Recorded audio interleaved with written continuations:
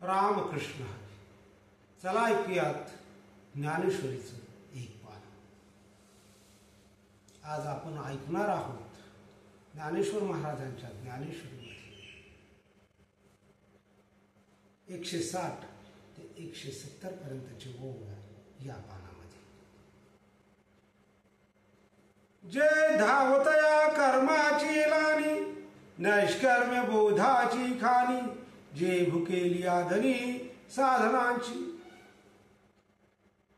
जे ज्ञान सद्यस्थितीतील कर्माचे अखेरचे फळ, निष्कर्मपणाची खान आणि तळमळणाऱ्या साधकांचे पूर्ण समाधान आहे.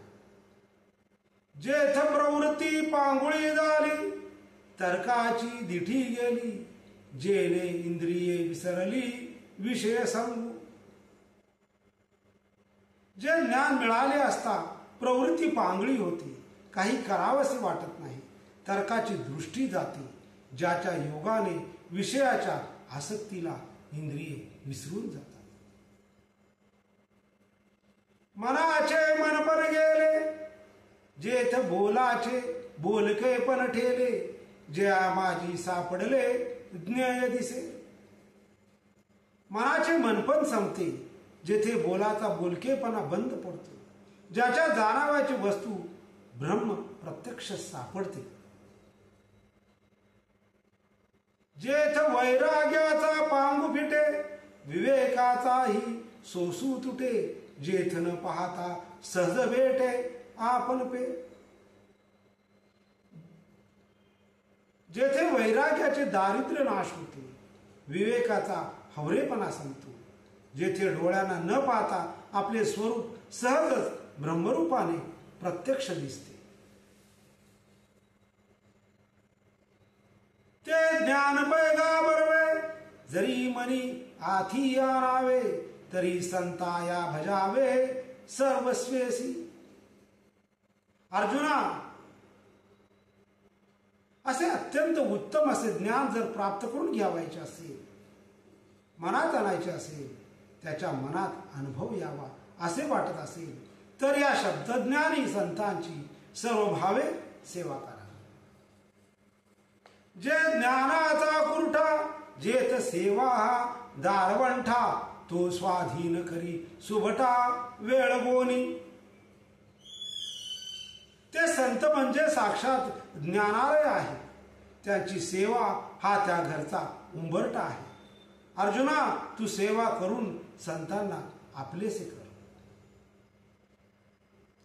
तरी तनु मनु जीवे, चरणासी लागावे, आणि अग्रवर्त करावे दास्य सकळ. तरी देहाने, अंतकरणाने आणि जीवाभावाने संतचरणाला स्मरण करावा आणि निराभिमानपणे त्यांची सर्व प्रकारे सेवा करावी. मग अपेक्षित जे आपले, तेही सांगती पुसले, जेणे अंतःकरण बोधले संकल्पाने. अशी सेवा केली असता आपल्याला जे आत्मज्ञान अपेक्षित असते, त्या संदर्भात प्रश्न केला असता ते संत ज्ञानोपदेश करतील व तुझ्या ठाई त्या सांगण्याने मन प्रसन्न ज्ञान संपन्न होऊन पुन्हा संशयाला जागा प्राप्त होत नाही. जयाचे निवाक्य उजवडे, जाहले चित्त निधडे, ब्रह्माचे निपांडे निशंकू होय.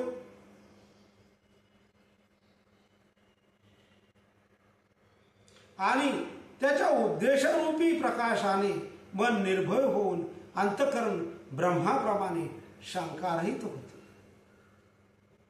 ते वेळी आपण पेया सगिते, ये अशेषे ही भूते, माझ्या स्वरूपी अखंडिते देखसी तू. अशी स्थिती प्राप्त झाल्यानंतर अर्जुना, तू स्वतःच या समस्त प्राणीमात्राला माझ्या स्वरूपातच अखंडपणे पाहशील. ऐसे ज्ञान प्रकाशे पाहेल, ते मोहांधकारू जाईल, जे गुरुकृपा होईल पार्थागा.